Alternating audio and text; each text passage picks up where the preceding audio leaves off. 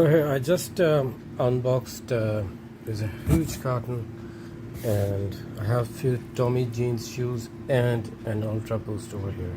So it says Ultraboost 4.0 women, but it's actually, like I always tell you, all Ultraboosts are actually unisex. It's size 40. So this was actually on request. So oh great, black gold, and let's just take it out and have a look. So where exactly is the difference in the male version and the female version? And if I tell you the truth, there is no difference at all.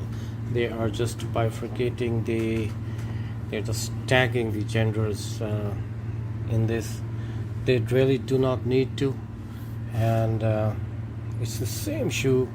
There is no distinction that it's for females or anything very womanly in this, and the tag actually doesn't say that it's for women. It's like I said, like I predicted. So my estimate about both the shoes being the same is correct. So this is actually, yes, this is the only difference here. The previous versions of D and F4 that I had, they didn't have this.